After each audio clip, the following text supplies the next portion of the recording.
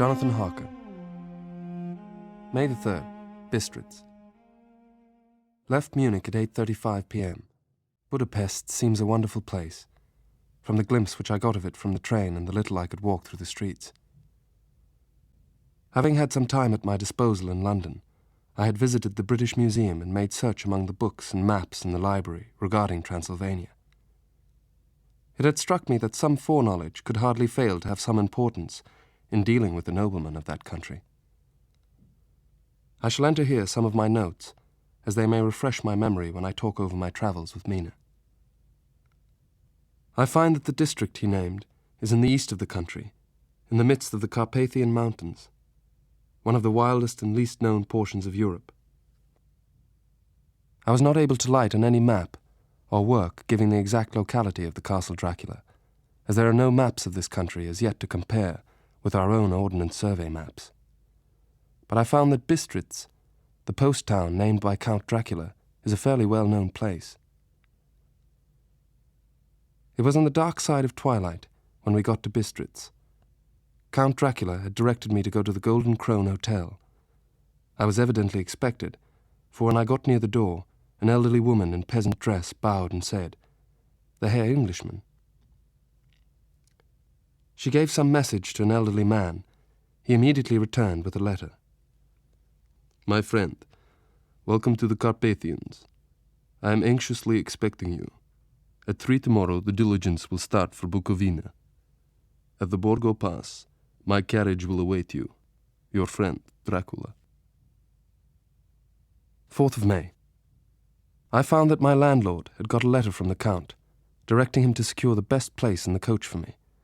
But on making inquiries as to details, he seemed somewhat reticent, and pretended that he could not understand my German. This could not be true, because up to then he had understood it perfectly.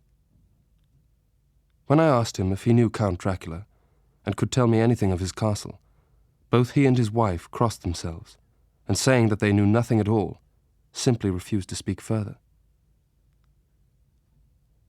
Just before I was leaving, the old lady came up to my room.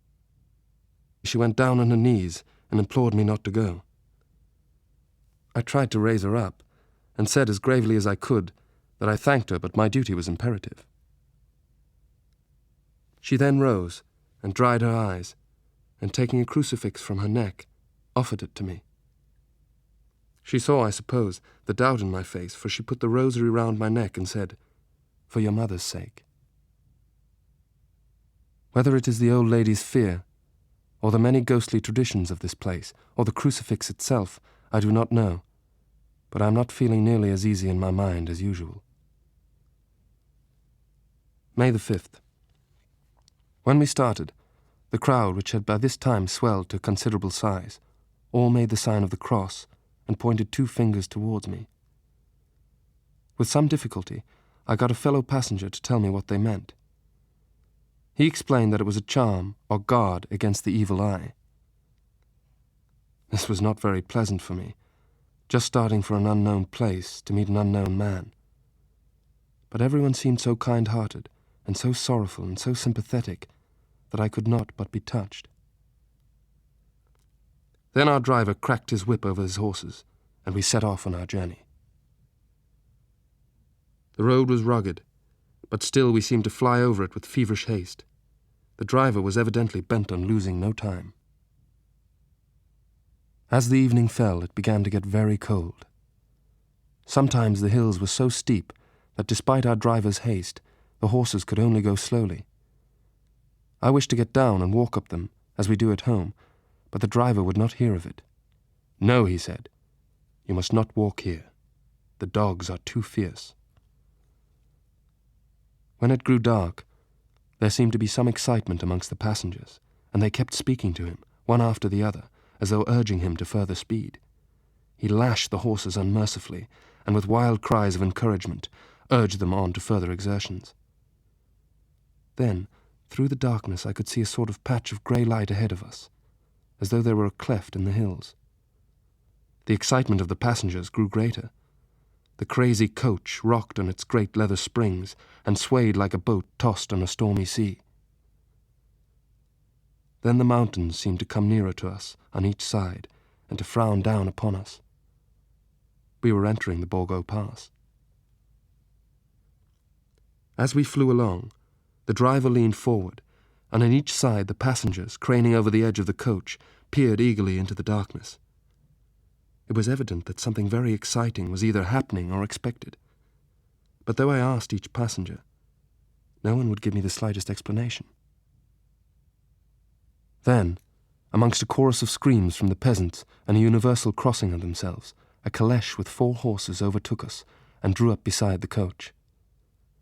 They were driven by a tall man with a great black hat which seemed to hide his face. I could only see the gleam of a pair of very bright eyes, which seemed red in the lamplight as he turned to us. He said to the driver, "You are early tonight, my friend." As he spoke, he smiled, and the lamplight fell on a hard-looking mouth with very red lips and sharp-looking teeth, as white as ivory. "Give me the Herr's luggage," he said, and with exceeding alacrity my bags were handed out and put in the caleche.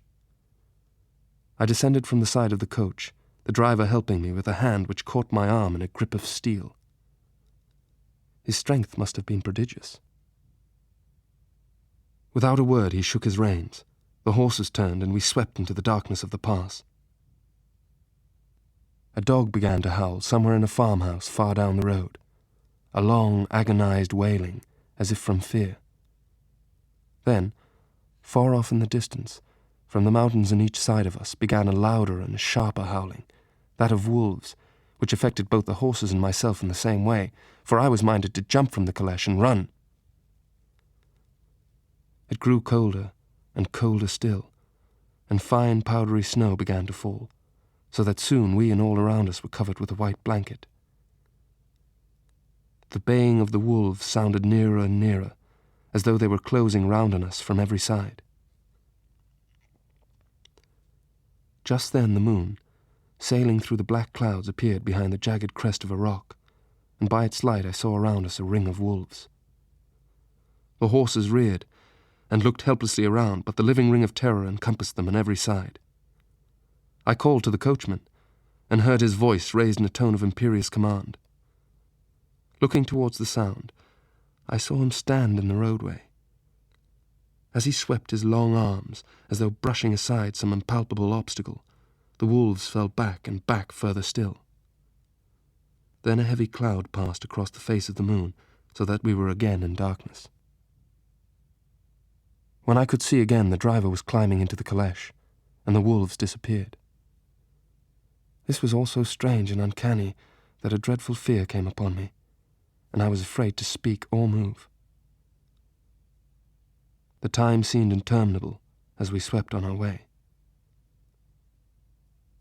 Suddenly, I became conscious of the fact that the driver was pulling up the horses in the courtyard of a vast ruined castle, from whose tall black windows came no ray of light, and whose broken battlements showed a jagged line against the sky. When the caleche stopped, the driver jumped down and held out his hand to assist me to alight. Again I could not but notice his prodigious strength. I stood close to a great door, old and studded, with large iron nails. The driver jumped again into his seat and shook the reins. The horses started forward, and trap and all disappeared down one of the dark openings. I stood in silence where I was, for I did not know what to do. The time I waited seemed endless, and I felt doubts and fears crowding upon me. Then I heard a heavy step approaching behind the great door, and saw through the chinks the gleam of a coming light. A key was turned with the loud grating noise of long disuse, and the great door swung back. Within stood a tall old man, clean-shaven save for a long white moustache, and clad in black from head to foot. He held in his hand an antique lamp, throwing long, quivering shadows as it flickered in the draught. The old man motioned me in with a courtly gesture, saying in excellent English, but with a strange intonation, "Welcome to my house. Enter freely, and of your own will." Holding out his hand, he grasped mine with a strength which made me wince, an effect which was not lessened by the fact that it seemed cold as ice. More like the hand of a dead than a living man. The strength of the handshake was so much akin to that which I had noticed in the driver, whose face I had not yet seen, that for a moment I doubted if it were not the same person. To make sure, I said, "Count Dracula." He bowed. "I am Dracula, and I bid you welcome, Mr. Harker, to my house." As he was speaking, he put the lamp on a bracket on the wall, and stepping out, took my luggage. I protested, but he insisted. "It is late, and my people are not available. Let me see to your comfort myself." He insisted on carrying my traps along the passage, and then up a great winding stair, and along another great passage, on whose stone floor our steps rang heavily. At the end of this he threw open a heavy door, and I rejoiced to see within it a well-lit room in which a table was spread for supper, and on whose mighty hearth a great fire of logs, freshly replenished, flamed and flared. My host made a graceful wave of his hand to the table and said, "I pray you be seated and sup how you please. You will excuse me that I do not join you, but I have dined already, and I do not sup." When I had finished my supper, and by my host's desire had drawn up a chair by the fire and begun to smoke, I had an opportunity of observing him. His face was a very strong aquiline, with high bridge of the thin nose and arched nostrils. The mouth, so far as I could see it under the heavy moustache, was fixed and rather cruel-looking, with peculiarly sharp white teeth. These protruded over lips of remarkable ruddiness. The general effect was one of extraordinary pallor. A horrible feeling of nausea came over me. As I looked towards the window, I saw the first dim streak of the coming dawn. There seemed a strange stillness over everything, but as I listened, I heard as if from down below in the valley the howling of many wolves. The Count's eyes gleamed, and he said, "Listen to them, the children of the night. What music they make." Seeing, I suppose, some expression in my face strange to him, he added, "Ah, sir, you dwellers in the city cannot enter into the feelings of the hunter." Then he rose and said, "But you must be tired. Your bedroom is ready, and tomorrow you shall sleep as late as you will." With a bow he opened the door, and I entered my bedroom. I am all in a sea of wonders. What sort of place have I come to, and among what kind of people? What sort of grim adventure is it on which I have embarked?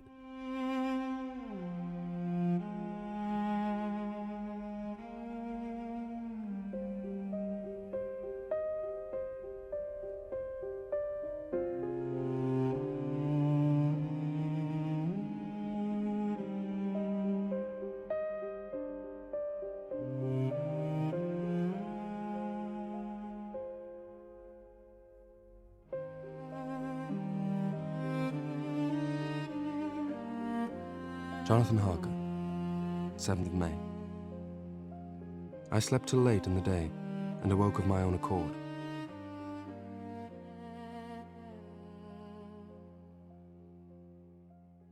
There was a card on the table on which was written, "I have to be absent for a while. Do not wait for me." I set to and enjoyed a hearty meal.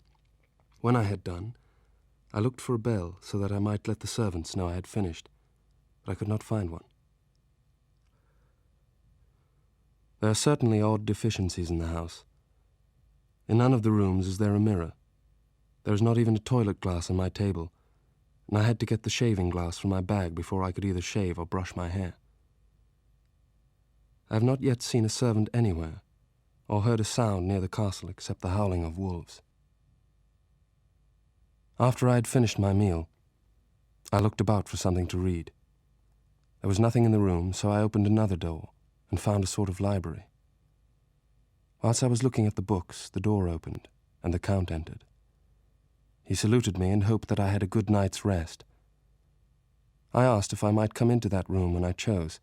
He answered, "You may go anywhere you wish in the castle, except where the doors are locked, where of course you will not wish to go." Then he went on, "We are in Transylvania, and Transylvania is not England. Our ways are not your ways, and there shall be to you many strange things." "Come," he said at last.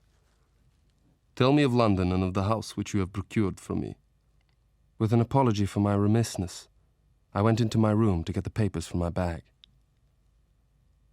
We went thoroughly into the business of the purchase of the estate of Purfleet.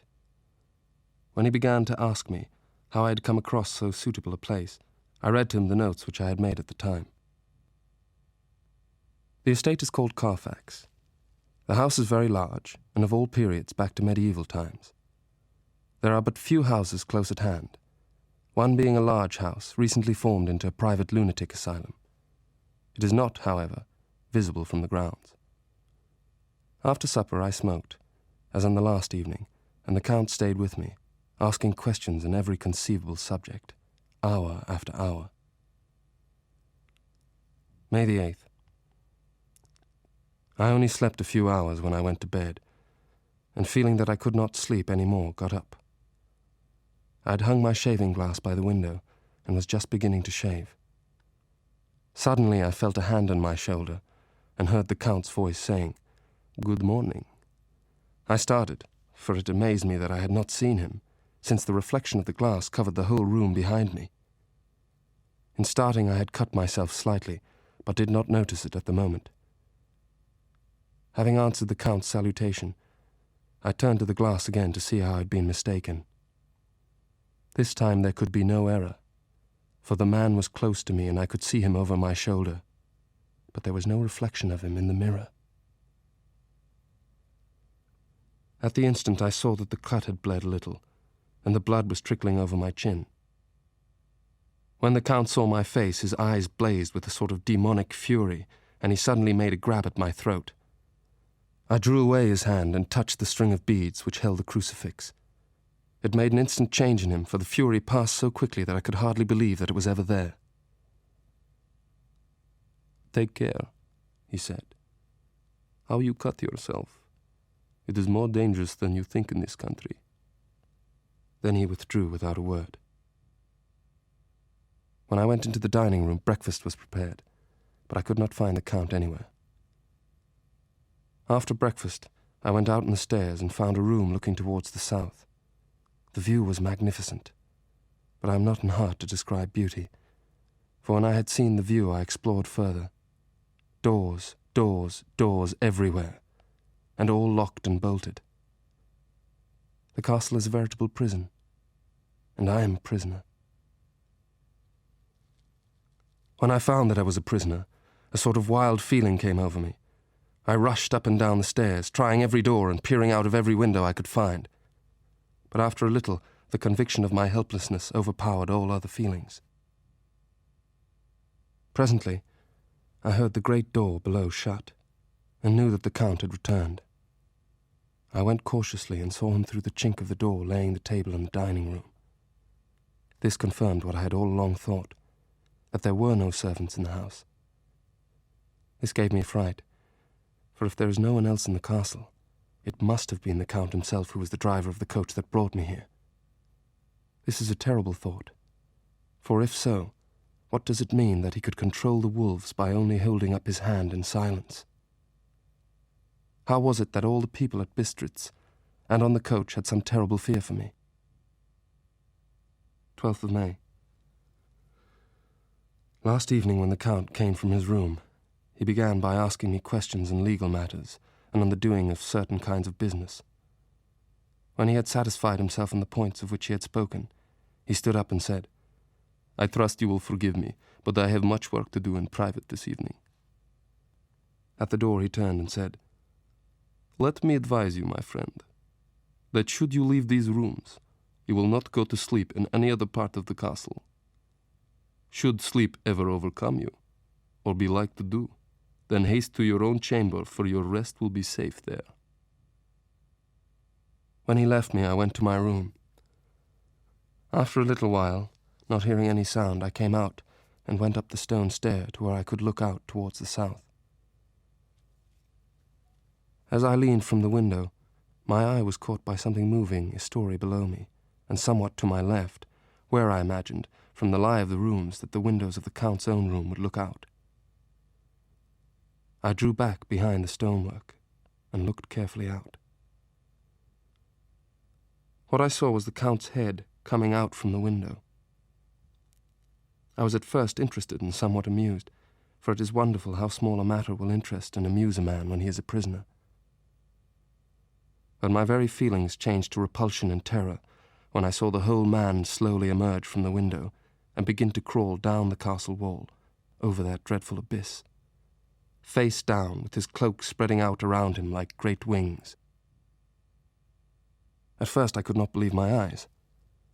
I thought it was some trick of the moonlight, some weird effect of shadow, but I kept looking, and it could be no delusion. I saw the fingers and toes grasp the corners of the stones, and by thus using every projection and inequality, move downwards with considerable speed, as a lizard moves along a wall. What manner of man is this? Or what manner of creature is it in the semblance of man? I feel the dread of this horrible place overpowering me. I am in fear, in awful fear, and there is no escape. I am encompassed about with terrors that I dare not think of. May the 15th. Once more I have seen the Count go out in his lizard fashion. I knew he had left the castle, and thought to use the opportunity to explore more than I had dared to do as yet. I went down the stone stairs to the hall where I had entered originally, but the door was locked, and the key was gone. That key must be in the Count's room. I went on to make a thorough examination of the various stairs and passages, and to try the doors that opened from them. At last, I found one which, though it seemed locked, gave a little under pressure. This was evidently the portion of the castle occupied by the ladies in bygone days, for the furniture had more an air of comfort than any I had seen. The Count's warning came into my mind, but I took pleasure in disobeying it. I determined not to return tonight to the gloom-haunted rooms, but to sleep here, where of old ladies had sat and sung and lived sweet lives. I drew a great couch out of its place near the corner, and unthinking of, and uncaring for the dust, composed myself for sleep. I suppose I must have fallen asleep. I hope so. But I fear, for all that followed was startlingly real, so real that I cannot, in the least, believe that it was all sleep. I was not alone. In the moonlight opposite me were 3 young women, ladies by their dress and manner. I thought at the time that I must be dreaming, for though the moonlight was behind them, they threw no shadow on the floor. 2 were dark, with piercing eyes that seemed almost red when contrasted with the pale yellow moon. The other was fair, with golden hair and eyes like pale sapphires. All 3 had brilliant white teeth that shone like pearls against the ruby of their voluptuous lips. There was something about them that made me uneasy, some longing, and at the same time some deadly fear. I felt in my heart a wicked, burning desire that they would kiss me with those red lips. They whispered together, and all 3 laughed. The fair girl shook her head coquettishly, and the other 2 urged her on. One said, "You are first, and we shall follow." The other added, "He is young and strong. There are kisses for us all." The fair girl advanced till I could feel the movement of her breath upon me. Sweet it was in one sense, honey-sweet, but with a bitter underlying the sweet, a bitter offensiveness, as one smells in blood. I was afraid to raise my eyelids, but looked out under the lashes. The girl went on her knees and bent over me. There was a deliberate voluptuousness which was both thrilling and repulsive. As she arched her neck, she licked her lips like an animal. Till I could see in the moonlight the moisture shining on the scarlet lips and on the red tongue as it lapped the sharp teeth. Lower and lower went her head, as the lips went below the range of my mouth and chin. I could feel the soft, shivering touch of the lips on the supersensitive skin of my throat, and the hard dents of two sharp teeth, just touching and pausing there. I closed my eyes in languorous ecstasy and waited with beating heart. But at that instant another sensation swept through me as quick as lightning. I was conscious of the presence of the Count, and of his being as if lapped in a storm of fury. As my eyes opened involuntarily, I saw his strong hand grasp the slender neck of the fair woman, and with giant's power draw it back. With a fierce sweep of his arm, he hurled the woman from him. "How dare you touch him? How dare you cast eyes on him when I had forbidden it? Back, I tell you! This man belongs to me." Then the Count turned, looking at my face, and said in a whisper, "When I am done with him, you shall kiss him at your will." "Are we to have nothing tonight?"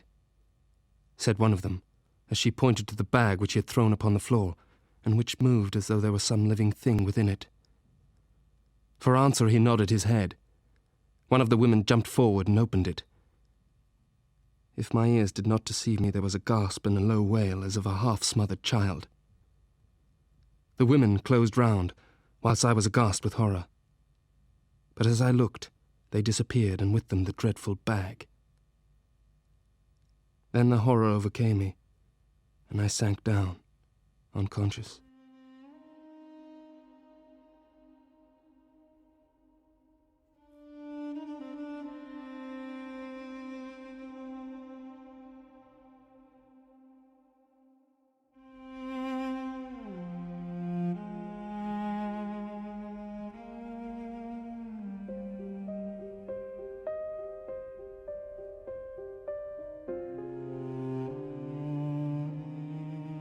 Jonathan Harker, 24th of June. Last night the Count left me early and locked himself into his own room. As soon as I dared, I ran up the winding stair and looked out. I had been at the window somewhat less than half an hour when I saw something coming out of the Count's window. I drew back and watched carefully, and saw the whole man emerge and slung over his shoulder the terrible bag which I had seen the women take away. There could be no doubt as to his quest. I fled back to my own room, and then there was silence. Deep, awful silence, which chilled me. I sat down and simply cried. Then I thought I heard a whispering at my door. I went to it softly and listened. I heard the voice of the Count. "Tomorrow night is yours." There was a low, sweet ripple of laughter, and in a rage I threw open the door and saw without the three terrible women licking their lips.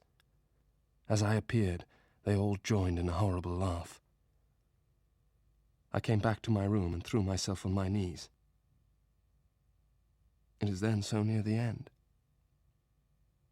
Tomorrow.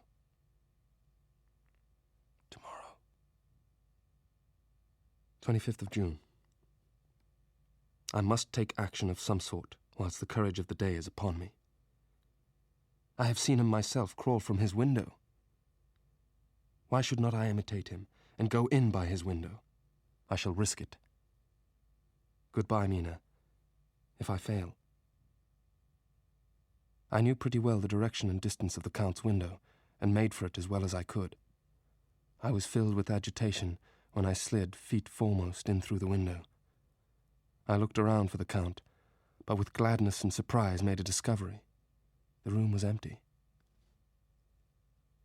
I looked for the key, but I could not find it anywhere. At one corner of the room was a heavy door. It was open, and led through a stone passage to a circular stairway which went steeply down. At the bottom I pulled open a heavy door and found myself in an old ruined chapel which had evidently been used as a graveyard. In 2 places were steps leading to vaults, but the ground had recently been dug over and the earth placed in great wooden boxes. I went down even into the vaults, where the dim light struggled, although to do so was a dread to my very soul. Into 2 of these I went, but saw nothing except fragments of old coffins and piles of dust. In the 3rd, however, I made a discovery. There, in one of the great boxes, lay the Count, either dead or asleep, I could not say, but as if his youth had been half renewed. The white hair and moustache were changed to dark iron grey, the cheeks were fuller, and the white skin seemed ruby red underneath. The mouth was redder than ever, for on the lips were gouts of fresh blood, which trickled from the corners of the mouth and ran down over the chin and neck. It seemed as if the whole awful creature was simply gorged with blood. He lay like a filthy leech, exhausted with his repletion. I shuddered as I bent over to touch him, and every sense in me revolted at the contact, but I had to search or I was lost. The coming night might see in my own body a banquet in a similar way to those horrid 3. I felt all over the body, but no sign could I find of the key. Then I stopped and looked at the Count. There was a mocking smile on the bloated face which seemed to drive me mad. I seized a shovel and, lifting it high, struck with the edge downward at the hateful face. But as I did so, the head turned, and the eyes fell upon me, with all their blaze of basilisk horror. The shovel fell from my hand across the box, and as I pulled it away, the blade caught the edge of the lid, which fell over and hid the horrid thing from my sight. The last glimpse I had was of the bloated face, blood-stained and fixed with a grin of malice, which would have held its own in the nethermost hell. I ran from the place and gained the Count's room. I thought and thought what should be my next move, but my brain seemed on fire. In the distance I heard a gypsy song coming closer, and the rolling of heavy wheels and the cracking of whips. With strained ears I listened, and heard downstairs the grinding of the key in the great lock, and the falling back of the heavy door. As I write, there is in the passage below a sound of many tramping feet, and the crash of weights being set down heavily, doubtless the boxes with their freight of earth. There is a sound of hammering. The door is shut. The chains rattle. I hear the creaking of lock and bolt. I am alone in the castle with those awful women. Those devils of the pit. I shall not remain alone with them. I shall try to scale the castle wall farther than I have yet attempted, and then away from this cursed land where the devil and his children still walk with earthly feet. At least God's mercy is better than that of those monsters, and the precipice is steep and high. At its foot a man may sleep, as a man. Goodbye all. Mina. Mina Murray, 24th of July, Whitby. Lucy met me at the station, and we drove up to the house at the Crescent, in which they have rooms. This is a lovely place. The little river runs through a deep valley, which broadens out as it comes near the harbour. Right over the town is Whitby Abbey, a most noble ruin of immense size. Between it and the town there is a church, round which is a graveyard. This is, to my mind, the nicest spot in Whitby, for it lies right over the town and has a full view of the harbour and all up the bay. There are walks, with seats beside them, through the churchyard, and people go and sit there all day long, looking at the beautiful view and enjoying the breeze. I shall come and sit here often myself. 26th of July. I came up here an hour ago with Lucy, and it was all so beautiful before us that we took hands as we sat, and she told me all over again about her 3 suitors. They are, as it turns out, great friends. Dr. Seward, the lunatic asylum man, Mr. Quincy Morris, the American from Texas, and, of course, Arthur himself. Arthur Homewood, Lord Godalming. Lucy spoke so happily about Arthur and their coming marriage. That made me just a little heartsick, for I haven't heard from Jonathan for such a long time. Dr. Seward's diary, kept in phonograph. Purfleet Asylum. Since Lucy's rebuff, I have a sort of empty feeling. Nothing in the world seems of sufficient importance to be worth the doing. As I knew that the only cure for this sort of thing was work, I went amongst the patients. The case of Renfield grows more interesting the more I get to understand the man. Just now his hobby is catching flies. 18th of June. He's turned his mind now to spiders. He keeps feeding them his flies, and the number of the latter is becoming sensibly diminished. He disgusted me much while with him, for when a horrid blowfly, bloated with some carrion food, buzzed into the room, he caught it, held it exultingly for a few moments between his finger and thumb, and before I knew what he was going to do, put it in his mouth and ate it. I scolded him, but he argued that it was very good and very wholesome, that it was life, strong life, and gave life to him. This gave me an idea, or the rudiment of one. 8th of July. He's managed to get a sparrow, and has already partially tamed it. His means of taming is simple, for already the spiders have diminished. 19th of July. My friend has now a whole colony of sparrows, and his flies and spiders are almost obliterated. 20th of July. Visited Renfield very early before the attendant went his rounds. Found him up and humming a tune. He was spreading out his sugar, which he had saved, in the window, and was manifestly beginning his fly-catching again, and beginning it cheerfully and with a good grace. I looked around for his birds, and not seeing them, asked him where they were. He replied, without turning around, that they had all flown away. I said nothing, but went and told the keeper to report to me if there was anything odd about him during the day. 11 a.m. The attendant has just been to see me to say that Renfield has been very sick and has disgorged a whole lot of feathers. My belief is, Doctor, he said, that he's eaten his birds, and that he just took them and ate them raw. The thought that has been buzzing about my brain is complete. What he desires is to absorb as many lives as he can, and he has laid himself out to achieve it in a cumulative way. How well the man reasoned! He's closed the account most accurately, and today begun a new record. How many of us begin a new record with each day of our lives? Oh, Lucy, Lucy. I cannot be angry with you, nor can I be angry with my friend whose happiness is yours, but I must only wait on hopeless and work. Work. 26th of July. Lucy, although she is so well, has lately taken to her old habit of walking in her sleep. Arthur is coming up here very shortly, as soon as he can leave town, and I think poor Lucy is counting the moments till he comes. I dare say it is the waiting which disturbs her. 27th of July. No news from Jonathan. I'm getting quite uneasy about him, though why I do not know. But I do wish that he would write, if it were only a single line.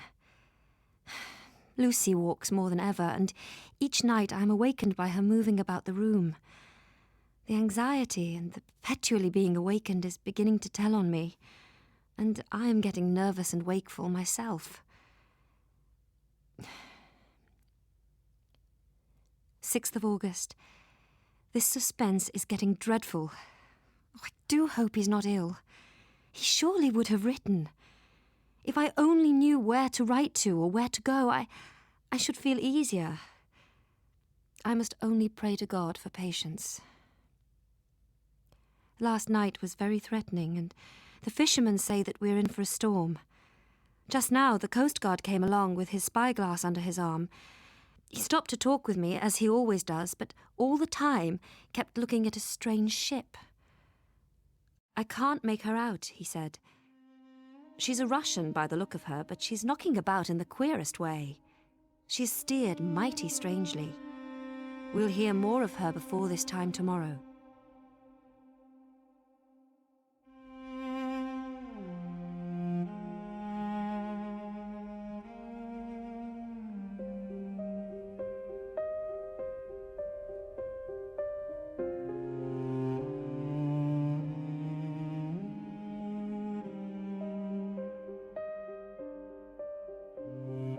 Mina Murray, cutting from the Daily Graph, Whitby, 8th of August.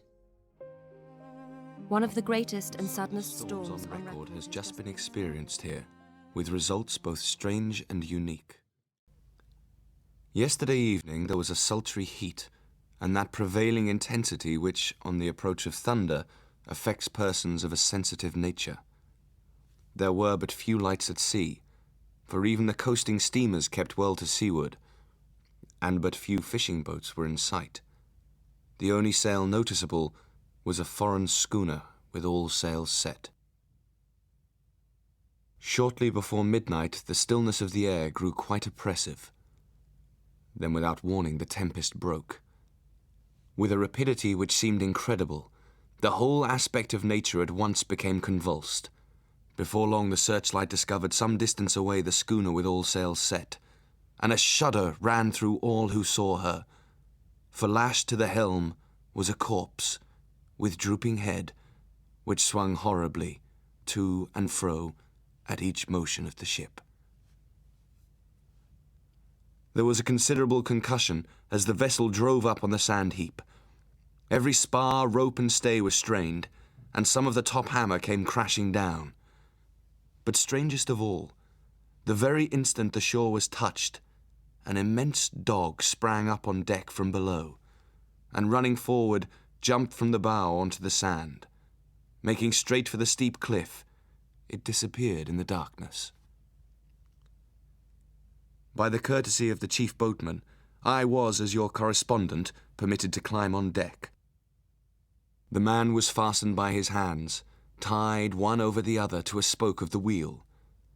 Between the inner hand and the wood was a crucifix, the set of beads on which it was fastened being around both wrists and wheel, and all kept fast by the binding cords. In his pocket was a bottle, carefully corked, empty, save for a little roll of paper, which proved to be the addendum to the log. As there is no motive for concealment, I accordingly append a transcript, translated by a clerk of the Russian consul. Log of the Demeter, Varna to Whitby. 6th July. Finished taking in cargo, silver sand and boxes of earth. At noon set sail. Crew, 5 hands, 2 mates, cook and myself. 14th July. Somewhat anxious about crew. Men all steady fellows who sailed with me before. Mate could not make out what was wrong.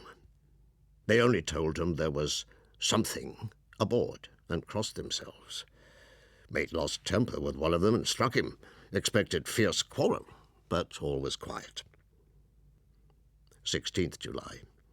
Mate reported in the morning that one of the crew, Petrovsky, was missing. 17th July. One of the men, Olgarin, came to my cabin and in an awe-struck way confided to me that he thought there was a strange man aboard the ship. He said that in his watch he'd been sheltering behind the deck-house as there was a rainstorm, and he saw a tall, thin man who was not like any of the crew come up the companionway and go along the deck for it. He followed cautiously, but when he got to the bows, found no one, and the hatchways were all closed. He was in a panic of superstitious fear, and I'm afraid the panic may spread. Later in the day I got together the whole crew and told them, as they evidently thought there was someone in the ship, we would search from stem to stern. First mate angry, said it was folly, and to yield to such foolish ideas would demoralize the men. I let him take the helm while the rest began a thorough search, all keeping abreast with lanterns. We left no corner unsearched. Men much relieved when search over, and went back to work cheerfully. First mate scowled, but said nothing. 24th July. Another man lost, disappeared. Men all in a panic of fear, asking to have double watch, as they feared to be alone. 29th July. Another tragedy. Had single watch tonight as crew too tired to double. When morning watch came on deck, could find no one except steersman. 30th July. Awakened by mate telling me that both man of watch and steersman missing. Only self and mate and 2 hands left to work ship. 2nd August, midnight. Woke up from few minutes' sleep by hearing a cry, seemingly outside my port. Could see nothing in fog. Rushed on deck and ran against mate. Tells me he heard cry and ran, but no sign of man on watch. 1 more gone. Lord help us. 3rd of August. At midnight I went to relieve the man at the wheel, and when I got to it, found no one there. I dared not leave it, so shouted for the mate. He rushed up on deck. He looked wild-eyed and haggard, and I greatly fear his reason has given way. He came close to me and whispered hoarsely, "It is here. On the watch last night I saw it, like a man, tall and thin and ghastly pale. It was in the bows, and looking out. I crept behind it and gave it my knife, but the knife went through it, empty as the air. But it is here, and I'll find it. It is in the hold, in one of those boxes. I'll unscrew them one by one and see." And with a warning look he went below. He is mad, stark raving mad, and it's no use my trying to stop him. I can only trust in God and wait till the fog clears. It is nearly all over now. Just as I was beginning to hope that the mate would come out calmer, there came up the hatchway a sudden startled scream, which made my blood run cold. And up on deck he came as if shot from a gun, a raging madman, with his eyes rolling and his face convulsed with fear. "Save me, save me," he cried. "He is here. I know the secret now. The sea will save me from him. It is all that is left." Before I could say a word and move forward to seize him, he sprang on the bulwark and deliberately threw himself into the sea. I suppose I know the secret too now. It was this madman who had got rid of the men one by one, and now he has followed them himself. 4th of August. I dared not leave the helm, so here all night I stayed. And in the dimness of the night, I saw it, him. God forgive me, but the mate was right to jump overboard. It was better to die like a man, to die like a sailor in blue water. But I am captain, and I must not leave my ship. But I shall baffle this fiend, for I shall tie my hands to the wheel when my strength begins to fail, and along with them I shall tie that which it, dare not touch. And then, come good wind or foul, I shall save my soul and my honor as a captain. The verdict was an open one. There is no evidence to adduce, and whether or not the man himself committed the murders, there is now no one to say. No trace has ever been found of the great dog, which landed when the ship struck. 11th of August. We have had such an adventure, such an agonizing experience. I was awakened suddenly in the night and sat up with a horrible sense of fear upon me. The room was dark, so I could not see Lucy's bed. I stole across and felt for her. The bed was empty. I ran downstairs and looked in the sitting room. Not there. Then I looked in all the other rooms of the house, with an ever-growing fear chilling my heart. Finally, I came to the hall door and found it open. I took a big, heavy shawl and ran out. At the edge of the west cliff, above the pier, I looked across the harbour to the east cliff, in the hope, or fear, I don't know which, of seeing Lucy in our favourite seat. There was a bright full moon with heavy black driving clouds. For a moment or two I could see nothing, as the shadow of a cloud obscured the church and all around it. But then, as the cloud passed, the church and churchyard became visible. There, on our favourite seat, the silver light of the moon struck a half-reclining figure, snowy white. The coming of the cloud was too quick for me to see much, for shadow shut down on light almost immediately, but it seemed to me as though something dark stood behind the seat where the white figure shone, and bent over it. What it was, whether man or beast, I could not tell. The time and distance seemed endless as I toiled up the steps to the Abbey. I must have gone fast, and yet it seemed to me as if my feet were weighted with lead. When I got almost to the top, I could see the seat and the white figure. There was undoubtedly something long and black bending over the half-reclining white figure. I called in fright, "Lucy! Lucy!"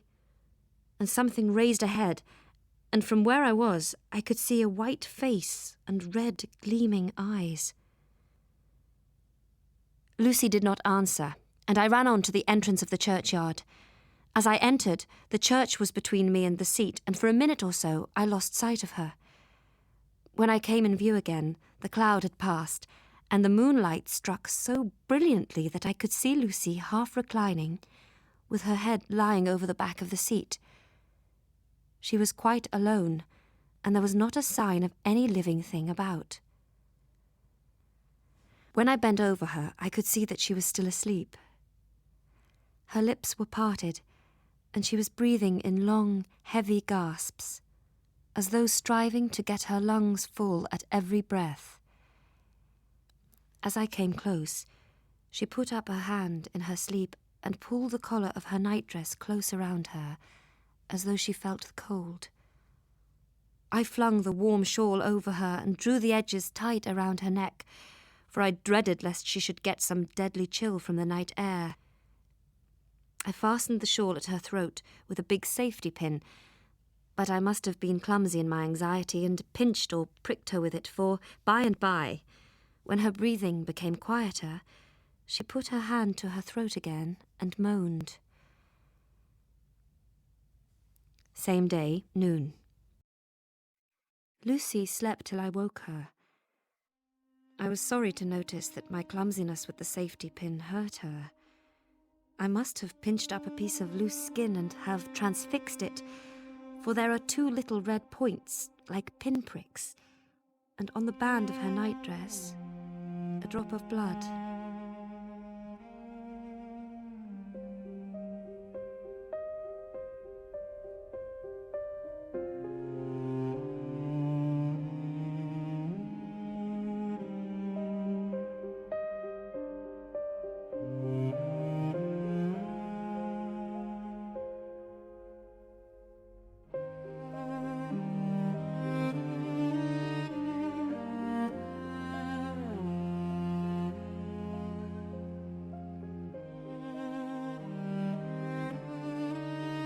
Mina Murray, 17th of August.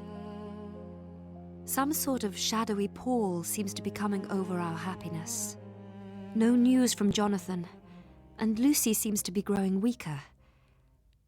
At night, I hear her gasping as if for air.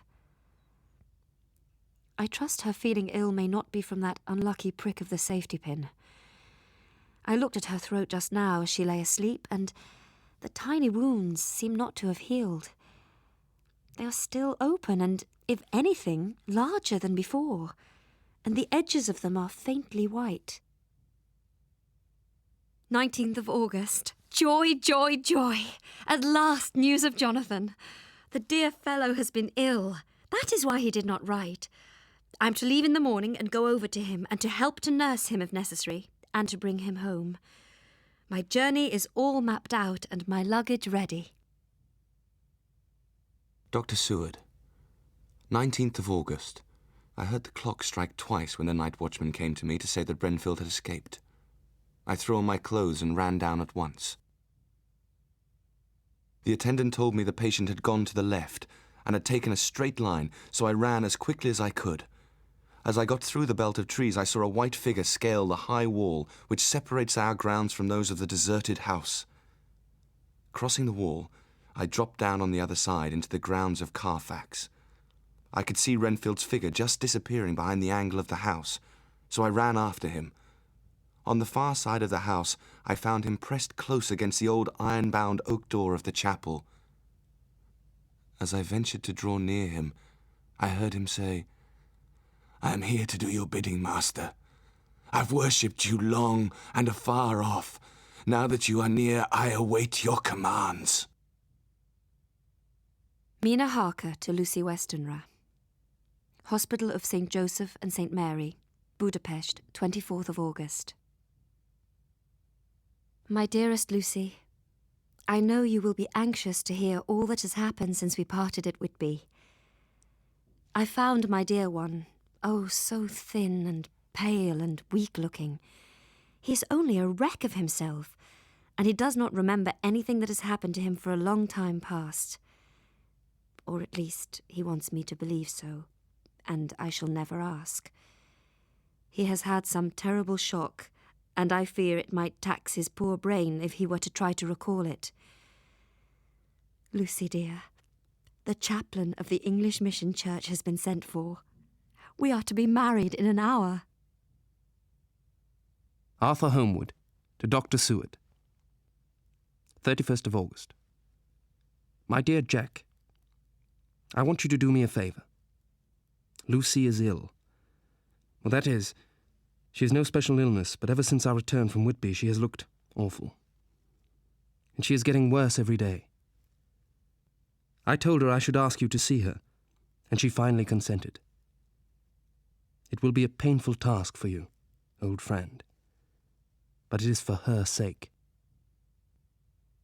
Letter. Dr. John Seward to Arthur Holmwood, 2nd of September.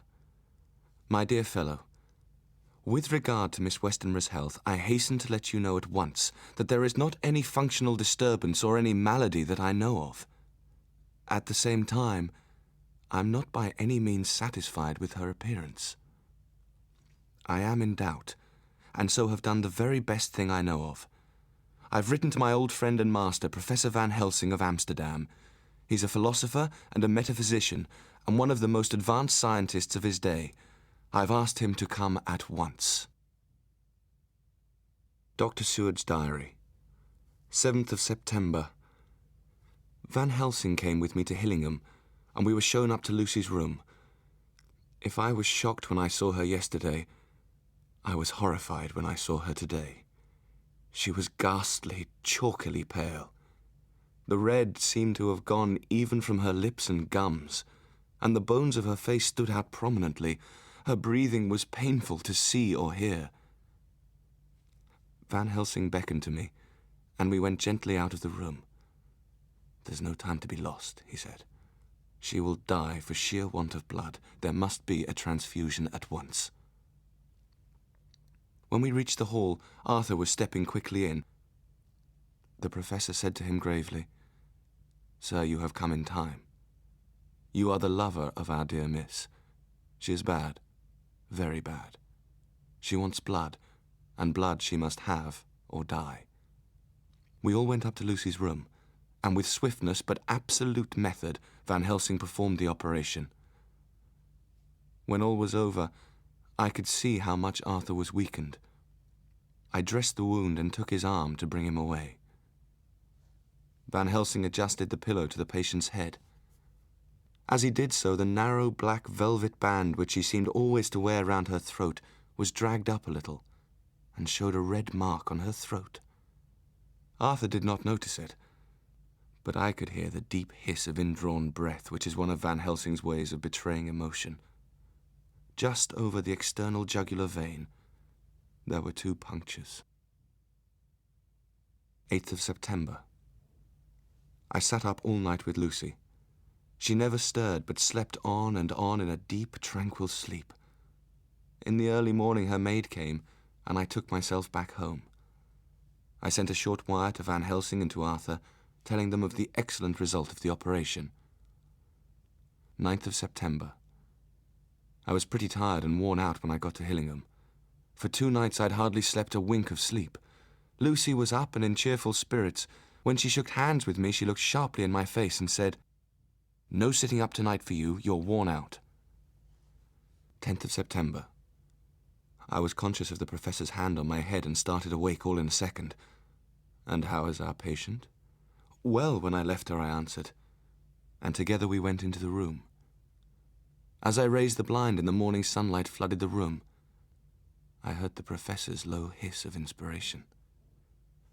There, on the bed, seemingly in a swoon, lay poor Lucy, more horribly white and wan-looking than ever. Even the lips were white, and the gums seemed to have shrunken back from the teeth. All our work is undone. We must start again. 18th of September. I never saw in all my experience the professor work in such deadly earnest. I knew, as he knew, that it was a stand-up fight with death, and told him so. He answered me in a way that I did not understand, but with the sternest look that his face could wear. If that were all, I would stop where we are now and let her fade away into peace. He went on with his work with, if possible, renewed and more frenzied vigor.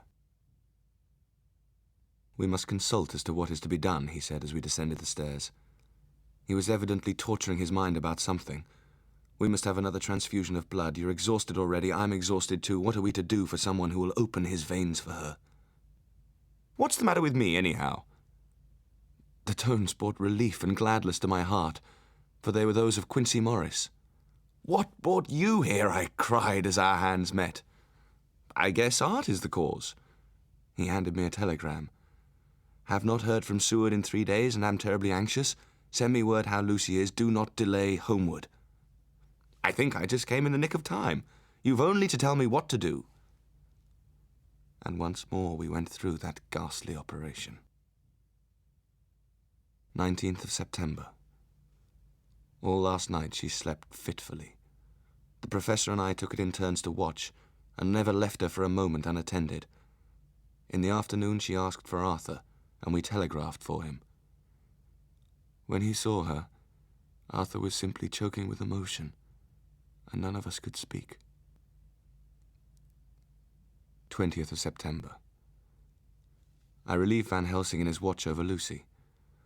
I sat down beside her, and presently she moved uneasily. At the same moment there came a sort of dull flapping or buffeting at the window. I went over and peeped out by the corner of the blind. There was a full moonlight, and I could see that the noise was made by a great bat, which wheeled around, doubtless attracted by the light, and every now and again struck the window with its wings. At 6 o'clock Van Helsing came to relieve me. He bent down, and with his face almost touching Lucy's, examined her carefully. Then he turned to me and said calmly, "She is dying. It will not be long now. Wake that poor boy and let him come and see the last." I went to the dining room and waked Arthur. I told him as gently as I could that both Van Helsing and I feared the end was near. When we came into Lucy's room, she opened her eyes, and seeing him whispered softly, "Arthur, oh my love, I'm so glad you have come." He was stooping to kiss her when Van Helsing motioned him back. "No, not yet. Hold her hand. It will comfort her more." And then her breathing grew stertorous. The mouth opened and the pale gums, drawn back, made the teeth look longer and sharper than ever. In a sort of sleepwalking, vague, unconscious way she opened her eyes, which were now dull and hard at once, and said in a soft, voluptuous voice, "Arthur, oh my love, I'm so glad you've come." kiss me." Arthur bent eagerly over to kiss her, but at that instant Van Helsing swooped upon him and dragged him back with a fury of strength which I have never thought he could have possessed, and actually hurled him almost across the room. "Not on your life," he said. "Not for your living soul and hers." Arthur was so taken aback that he did not for a moment know what to do or say. I kept my eyes fixed on Lucy, as did Van Helsing, and we saw a spasm, as of a rage, flit like a shadow across her face. The sharp teeth clamped together, then her eyes closed and she breathed heavily. Very shortly after she opened her eyes in all their softness, and putting out her poor, pale, thin hand, took Van Helsing's. Drawing it close to her, she kissed it. "My true friend," she said in a faint voice. "My true friend, and his. Oh, guard him, and give me peace." And then Lucy's breathing became stertorous again, and all at once it ceased. "It is all over," said Van Helsing. "She is dead." I stood beside him and said, "Poor girl. There is peace for her at last. It is the end." He turned to me and said with grave solemnity, "Not so, alas. Not so. It is only the beginning."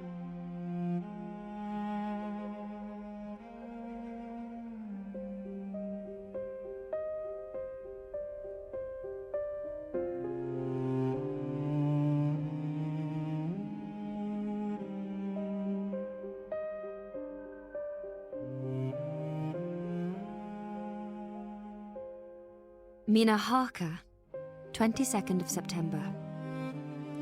It seems only yesterday that the last entry was made, and yet how much between then?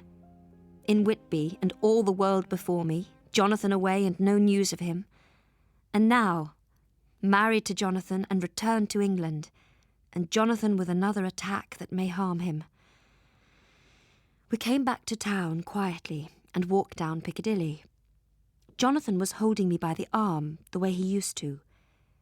I was looking at a very beautiful girl sitting in a Victoria outside Giuliano's, when I felt Jonathan clutch my arm so tight that he hurt me, and he said under his breath, "My God."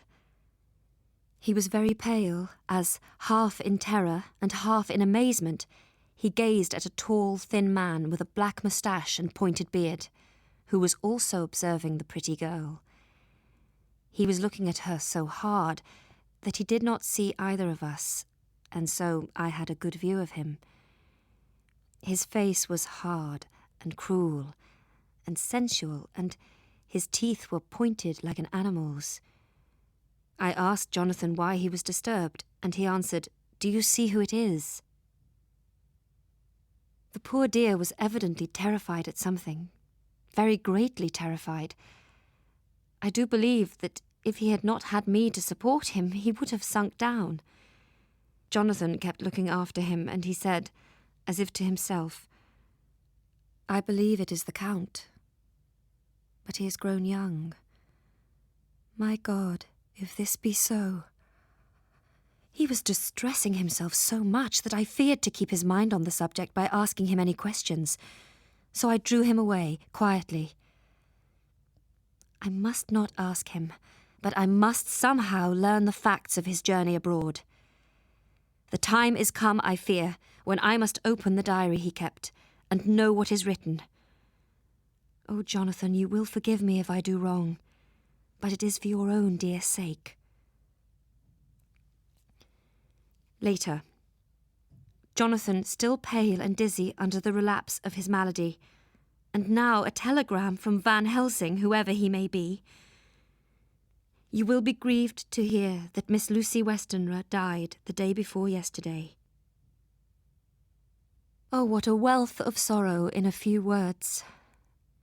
Poor Lucy. God, help us all to bear our troubles. Dr. Seward, 22nd of September. It is all over.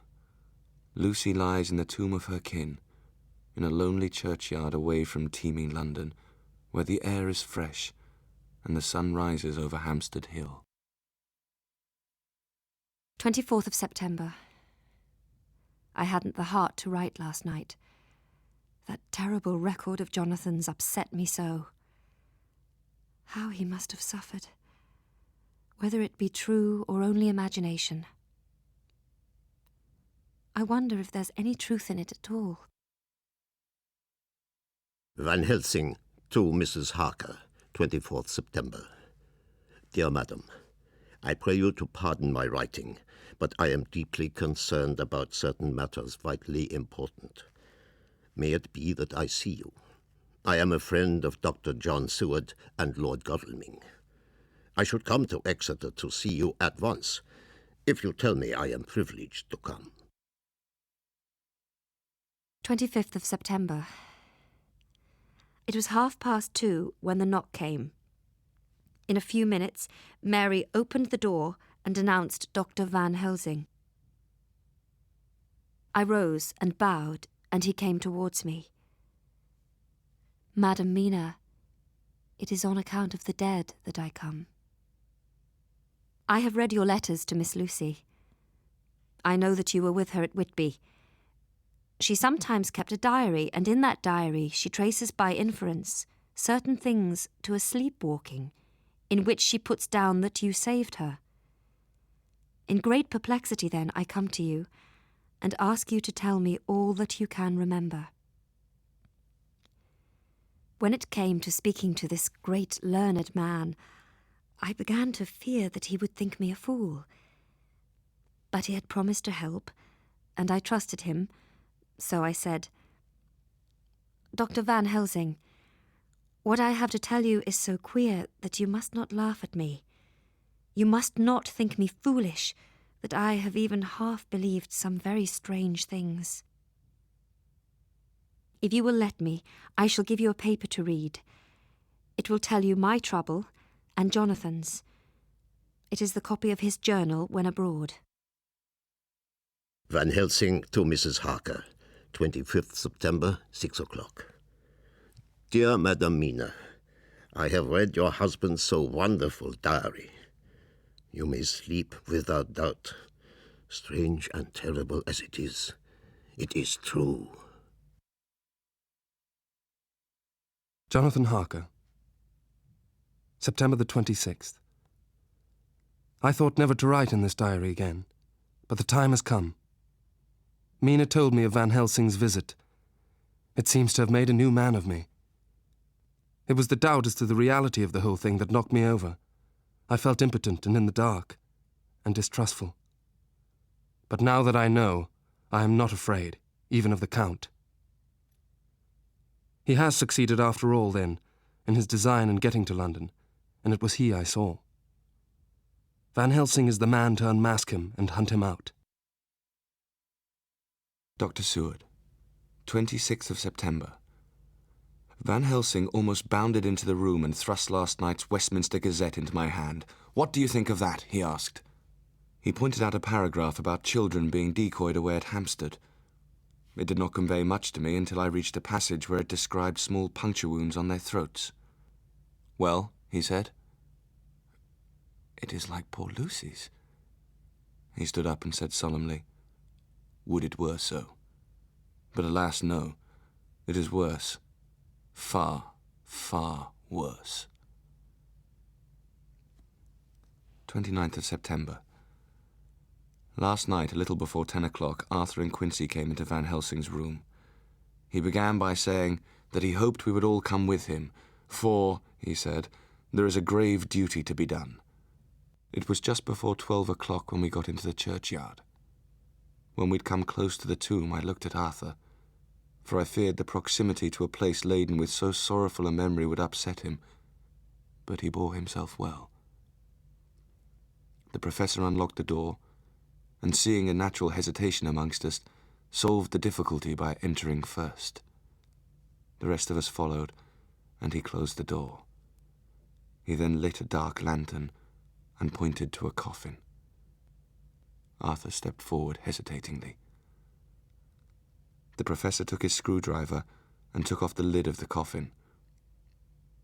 Arthur looked on, very pale but silent. When the lid was removed, we all looked in and recoiled. The coffin was empty. The silence was broken by Quincey Morris. "Professor, is this your doing?" "I swear to you by all that I hold sacred that I have not removed or touched her. But bear with me. So far there is much that is strange. Things much stranger are yet to be. So." Here he shut the dark slide of his lantern. "Now to the outside." He opened the door, and we filed out. We took the places assigned to us close round the tomb, but hidden from the sight of anyone approaching. There was a spell of silence, and then from the professor, a keen "Tss." He pointed, and far down the avenue of yews, we saw a white figure advance, a dim white figure, which held something dark at its breast. The figure stopped, and at the moment a ray of moonlight fell, and showed in startling prominence a dark-haired woman dressed in the cerements of the grave. We could not see the face, for it was bent down over what we saw to be a fair-haired child. There was a pause, and a sharp little cry, such as a child gives in sleep. We were starting forward, but the professor's warning hand kept us back. The white figure moved forwards again. It was now near enough for us to see clearly, and the moonlight still held. My own heart grew cold as ice, and I could hear the gasp of Arthur as we recognized the features of Lucy Westenra. Lucy Westenra, but yet how changed. The sweetness was turned to adamantine, heartless cruelty, and the purity to voluptuous wantonness. Van Helsing raised his lantern and drew the slide. By the concentrated light that fell on Lucy's face, we could see that the lips were crimson with fresh blood, and that the stream had trickled over her chin and stained the purity of her lawn death-robe. We shuddered with horror. When Lucy saw us, she drew back with an angry snarl. Then her eyes ranged over us. Lucy's eyes in form and colour, but unclean and full of hellfire, instead of the pure, gentle orbs we knew. As she looked, her face became wreathed with a voluptuous smile. Oh God, how it made me shudder to see it. With a careless motion she flung to the ground, callous as a devil, the child that up to now she had clutched strenuously to her breast, growling over it as a dog growls over a bone. The child gave a sharp cry and lay there moaning. There was a cold-bloodedness in the act which wrung a groan from Arthur. When she advanced to him with outstretched arms and a wanton smile, he fell back. "Come to me, Arthur. Leave these others and come to me." There was something diabolically sweet in her tones, which rang through the brains even of us who had heard the words addressed to another. As for Arthur, he seemed under a spell. He opened wide his arms. She was leaping for them when Van Helsing sprang forward and held between them his crucifix. She recoiled from it and with a suddenly distorted face full of rage dashed past him to enter the tomb. We all looked on with horrified amazement as we saw the woman with a corporeal body as real at the moment as our own pass through the interstice where scarce a knife blade could have gone. All was silent, and then, lifting the child, the professor spoke. "Come, my friends. We can do no more until tomorrow."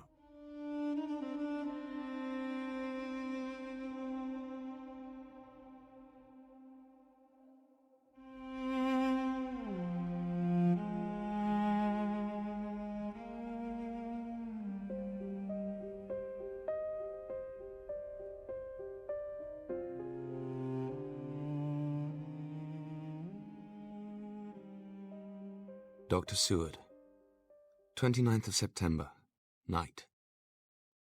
We got to the graveyard by 1:30 and silently followed the professor to the tomb.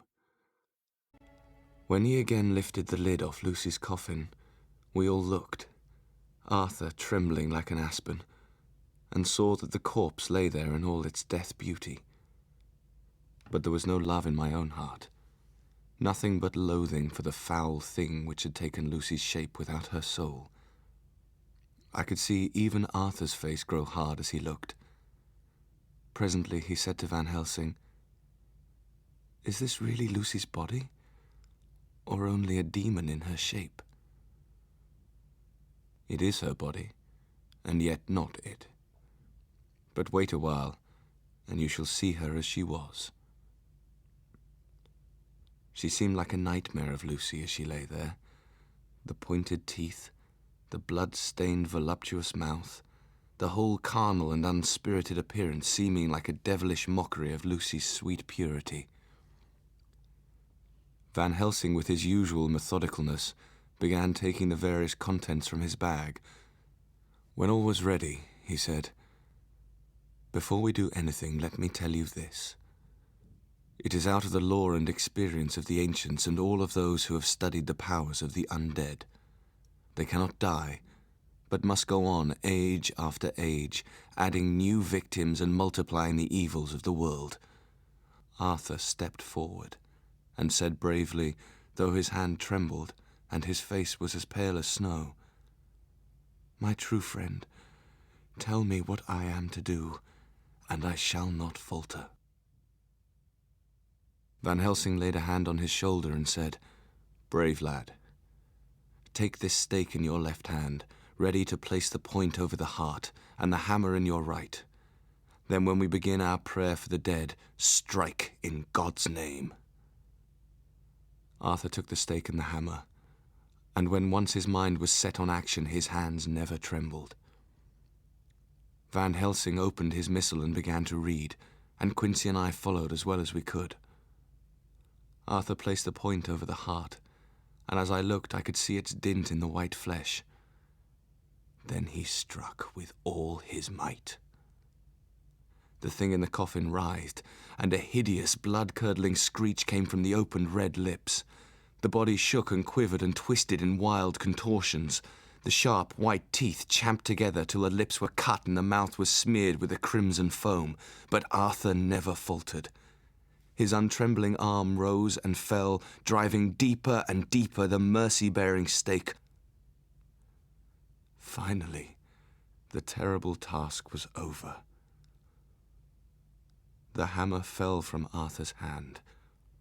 There, in the coffin, lay no longer the foul thing that we had so dreaded, but Lucy as we had seen her in life, with her face of unequaled sweetness and purity. Van Helsing came and laid his hand on Arthur's shoulder and said, "And now, my child, you may kiss her. No longer she is the devil's undead. She is God's true dead, whose soul is with him." Arthur bent and kissed her, and then we sent him and Quincy out of the tomb. The professor and I sawed the top off the stake, leaving the point of it in the body.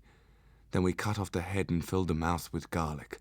We screwed on the coffin lid and, gathering up our belongings, came away.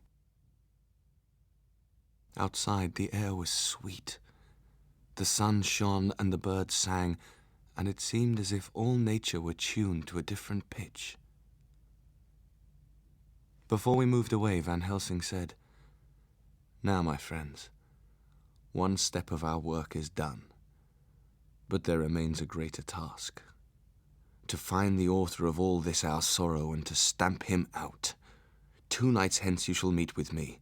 I shall entreat 2 others, and then begins our great quest." Mina Harker, 30th of September, Purfleet Asylum.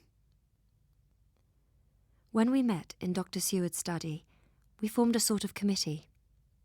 Professor Van Helsing took the head of the table, to which Dr. Seward motioned him as he came in. he made me sit next to him and asked me to act as secretary. Jonathan sat next to me. Opposite us were Lord Godalming, Dr. Seward, and Mr. Morris. The professor said, "I may take it that we are all acquainted with the facts." We expressed assent, and he went on, "Then it were, I think, good that I tell you something of the kind of enemy with which we have to deal. There are such beings as vampires. Even had we not the proof of our own unhappy experiences, the teachings and records of the past give proof enough. This vampire which is amongst us is of himself so strong as 20 men, of cunning more than mortal. He is brute, and more than brute, he is devil in callous. He can, within limitations, appear at will when and where and in any of the forms that are to him. He can at times vanish and come unknown. He throws no shadow, he make in the mirror no reflect. He can transform himself to wolf. He can be as bat. He can come in mist. He can do all these things, yet he is not free. He cannot go where he lists. He may not enter at the first, unless there be someone of the household who bid him to come. His power ceases at the coming of the day. Then there are things which so afflict him that he has no power, such as the garlic that we know of, and this symbol, my crucifix. As for the stake through him, we know already of its peace, or the cut-off head that giveth rest. We have seen it with our eyes. And now we must settle what we do. We know from the inquiry of Jonathan that from the castle to Whitby came 50 boxes of earth. We must trace each of these boxes, and we must sterilise the earth, so that no more he can seek safety in it. Thus, in the end, we may find him in his form of man between the hours of noon and sunset, and so engage with him when he is at his most weak. My friends, there is a terrible task before us, and once our feet are on the ploughshare, we must not draw back. 1st of October. Just as we were about to leave the house, an urgent message was brought to me from Renfield to know if I would see him at once, as he had something of the utmost importance to say to me. He had shown some improvement in recent days, since the arrival of Mrs. Harker, who out of the kindness of her heart had taken to visiting him. Now, however, I found him in a state of considerable excitement. His request was that I would at once release him from the asylum and send him home. When he found that his appeal would not be successful, he got into quite a frantic condition. "Let me entreat you, Dr. Seward. Oh, let me implore you to let me out of this house at once. Can't you understand? I am no lunatic in a mad fit, but a sane man fighting for his soul." I thought that the longer this went on, the wilder he would get, so I took him by the hand and raised him up. "Come," I said sternly. "No more of this. Get to your bed and try to behave more discreetly." He looked at me intently for several moments. Then without a word he rose and sat down on the side of the bed. When I was leaving the room, he said to me in a quiet voice, "You will, I trust, Dr. Seward, do me the justice to bear in mind later on that I did what I could to convince you tonight." Jonathan Harker, 1st of October, 5 a.m. I went with the party to search with an easy mind, for I think I never saw Mina so absolutely strong and well. I'm so glad she consented to hold back and let us men do the work. Having passed the wall, we took our way to the house, taking care to keep in the shadows of the trees when the moonlight shone out. When we got to the porch, the professor opened his bag. "My friends, we are going into terrible danger, and we need arms of many kinds. Keep this near your heart." As he spoke, he lifted a little silver crucifix and held it out to me. "Put these flowers round your neck." Here he handed to me a wreath of withered garlic blossoms. "And above all, this, which we must not desecrate needless." This was a portion of sacred wafer, which he put in an envelope and handed to me. Each of the others was similarly equipped. With a little trouble, we opened the door and set about our work. We made an accurate examination of the place, the professor saying, "The first thing is to see how many of the boxes are left." A glance was sufficient to show how many remained, for the great earth chests were bulky, and there was no mistaking them. There were only 29 left out of the 50. The house was silent when we got back. I came tiptoe into our own room and found Mina asleep, breathing so softly that I had to put my ear down to hear it. She looks paler than usual. I hope the meeting tonight has not upset her. 1st of October. I can't quite remember how I fell asleep last night. I remember hearing the sudden barking of the dogs and a lot of queer sounds. And then there was silence over everything. Silence so profound that it startled me, and I got up and looked out of the window. Not a thing seemed to be stirring, but all to be grim and fixed as death or fate, so that a thin streak of white mist that crept across the grass towards the house seemed to have a sentience and a vitality of its own. I was so frightened that I crept into bed and pulled the clothes over my head, and so I slept uneasily and thought. It began to dawn upon me that the air was heavy and dank and cold. I put back the clothes from my face and found, to my surprise, that all was dim around. The gaslight which I'd left lit for Jonathan came only like a tiny red spark through the fog, which had evidently grown thicker and poured into the room. Then it occurred to me that I'd shut the window before I'd come to bed. The mist grew thicker and thicker, and I could see now how it came in. Not through the window, but through the joinings of the door. It seemed as if it became concentrated into a sort of pillar of cloud in the room, through the top of which I could see the light of the gas shining. As I looked, the fire divided and seemed to shine on me through the fog like two red eyes. The last conscious effort which imagination made was to show me a livid white face bending over me out of the mist.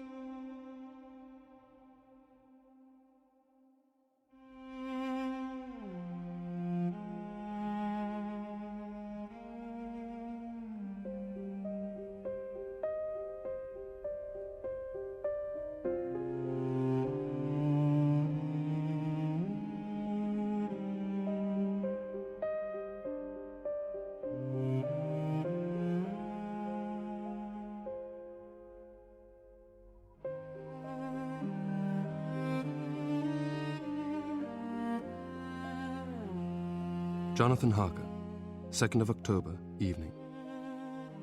A long and trying and exciting day. I had managed to track down one of the workmen who had transported the boxes from Carfax.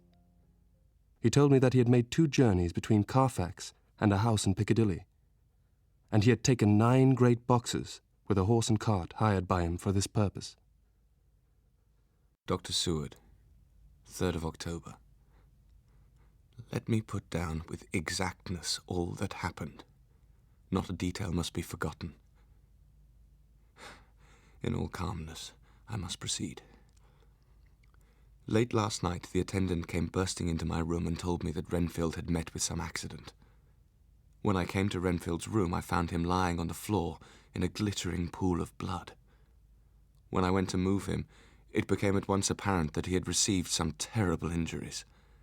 As the face was exposed, I could see that it was horribly bruised, as though it had been beaten against the floor. The attendant, who was kneeling beside the body, said to me as we turned him over, "I think, sir, his back is broken." I said to him, "Go to Dr. Van Helsing and ask him to come here at once."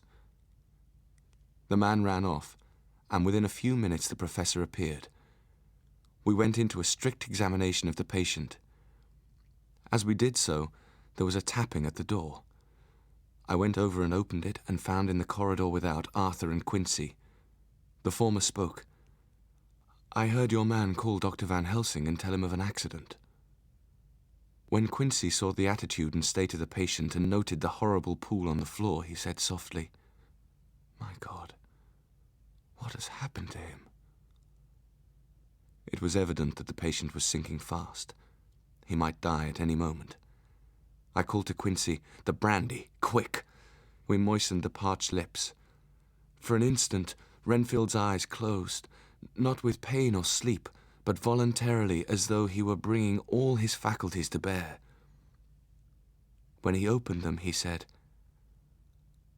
"I have something that I must say before I die." Van Helsing nodded slightly and said, "Go on," in a low voice. Renfield proceeded. "When Mrs. Harker came in to see me this afternoon, she wasn't the same. It was like tea after the teapot has been watered." Here we all moved, but no one said a word. He went on, "I don't care for the pale people. I like them with lots of blood in them. And hers all seemed to have run out. I didn't think of it at the time, but when she went away I began to think, and it made me mad to know that he had been taking the life out of her." I could feel that the rest quivered, as did I, but we remained otherwise still. "So when he came tonight, I was ready for him. He had to come out of the mist to struggle with me. I thought I was going to win, till I saw his eyes. They burned into me, and my strength became like water. He slipped through it, and when I tried to cling to him, he flung me down. There was a red cloud before me, and a noise like thunder, and the mist seemed to steal away under the door."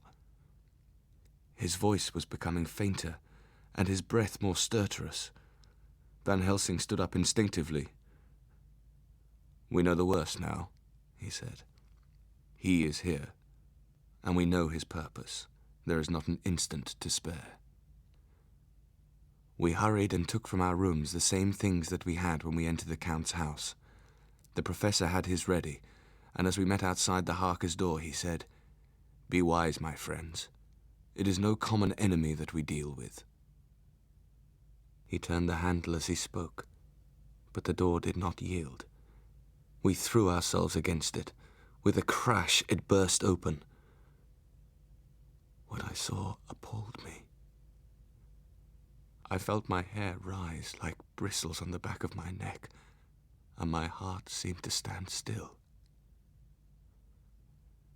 The moonlight was so bright that through the thick yellow blind the room was light enough to see. On the bed beside the window lay Jonathan Harker, his face flushed and breathing heavily as though in a stupor. Kneeling on the near edge of the bed was the white-clad figure of his wife. By her side stood a tall, thin man clad in black. His face was turned from us, but the instant we saw, we all recognized the Count. With his left hand he held both Mrs. Harker's hands, keeping them away with her arms at full tension. His right hand gripped her by the back of the neck, forcing her face down onto his bosom. Her white nightdress was smeared with blood, and a thin stream trickled down the man's bare chest, which was shown by his torn open dress. As we burst into the room, the Count turned his face, and the hellish look that I had heard described seemed to leap into it. His eyes flamed red with devilish passion, and the white, sharp teeth behind the full lips of the blood-dripping mouth champed together like those of a wild beast. With a wrench which threw his victim back upon the bed as though hurled from a height, he turned and sprang at us.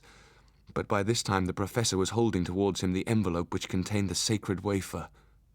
The Count suddenly stopped. Further and further back he cowered, as we, lifting our crucifixes, advanced. The moonlight suddenly failed, as a great black cloud sailed across the sky, and when the gaslight sprang up under Quincy's match, we saw nothing but a faint vapor. This, as we looked, trailed under the door. Van Helsing, Art, and I moved forward to Mrs. Harker. Her face was ghastly, with a pallor which was accentuated by the blood which smeared her lips and cheeks and chin. From her throat trickled a thin stream of blood. Her eyes were mad with terror. At the instant I heard Harker's quick exclamation as he woke to partial consciousness. He seemed dazed for a few seconds, and then full consciousness seemed to burst upon him all at once, and with a quick movement he jumped from the bed and began to pull on his clothes. "In God's name, what does this mean?" he cried. "Dr. Van Helsing, do something to save her. Guard her while I look for him." Van Helsing and I tried to calm them both. The professor held up his crucifix and said, "Do not fear. Whilst this is close to you, no foul thing can approach." Then Van Helsing said, placing his hand tenderly on Mrs. Harker's head, "And now, Madam Mina, poor dear Madam Mina, tell us exactly what happened. God knows that I do not want that you be pained, but it is need that we know all." After a pause in which she was evidently ordering her thoughts, she began. "I was awakened in the night to find that there was in the room the same thin white mist that I had before noticed. I turned to wake Jonathan, but found that he slept so soundly I could not wake him. This caused me a great fear, and I looked around terrified. Then indeed my heart sank within me. Beside the bed, as if he had stepped out of the mist, stood a tall, thin man, all in black. I knew him at once. The waxen face, the parted red lips, with the sharp white teeth showing between, the red eyes. For an instant my heart stood still, and I would have screamed out, only that I was paralyzed. In the pause he spoke in a sort of keen, cutting whisper, pointing as he spoke to Jonathan. "Silence. If you make a sound, I shall dash his brains out before your very eyes." I was too bewildered to do or say anything. With a mocking smile he placed one hand upon my shoulder, and holding me tight, bared my throat with the other, saying as he did so, "First, a little refreshment to reward my exertions. And oh, my God, pity me." He placed his reeking lips upon my throat. I felt my strength fading away, and I was in a half swoon. How long this lasted, I know not, but it seemed that a long time must have passed before he took his foul, awful, sneering mouth away. I saw it drip with the fresh blood. Then he spoke to me mockingly. "And so you, like the others, would play your brains against mine. You would help these men to hunt me and frustrate me in my design. They should have kept their energies for use closer to home. Whilst they played wits against me, I was countermining them. And you, their best beloved one, are now my bountiful wine press for a while, and shall be later on my companion and my helper. And to that end, this." With that, he pulled open his shirt, and with his long, sharp nails opened a vein in his breast. When the blood began to spurt out, he took my hands in one of his, holding them tight, and with the other seized my neck and pressed my mouth to the wound so that I must either suffocate or swallow some of the... Oh, my God, what have I done? Then she began to rub her lips, as though to cleanse them from pollution. Harker was still and quiet, but over his face came a grey look which deepened and deepened in the morning light. Jonathan Harker, 3rd of October. It was agreed that before starting for Piccadilly, we should destroy the Count's lair close at hand. Van Helsing stood up and said, "Madam Mina, before we go, let me see you armed against personal attack. On your forehead, I touch this piece of sacred wafer. In the name of the Father, the Son, and—" There was a fearful scream which almost froze our hearts. As he had placed the wafer on Mina's forehead, it had seared it, had burned into the flesh as though it had been a piece of white-hot metal. The echo of the scream had not ceased to ring in the air when she sank on her knees on the floor in an agony of abasement. I must bear this mark of shame upon my forehead until the judgment day. Then Van Helsing said gravely, "Madam Mina, so surely as we live, that scar shall pass away when God see right to lift the burden that is hard upon us."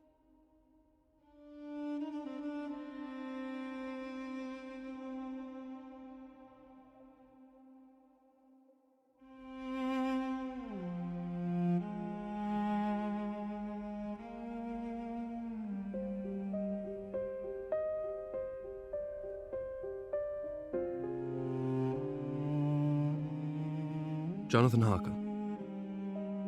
We entered Carfax without trouble, and found all things the same as on the first occasion. In the old chapel, the boxes looked just as we had seen them last. Dr. Van Helsing said to us as we stood before them, "And now, my friends, we have a duty here to do. We must sterilize this earth, so sacred of holy memories that he is brought from a far distant land for such fell use."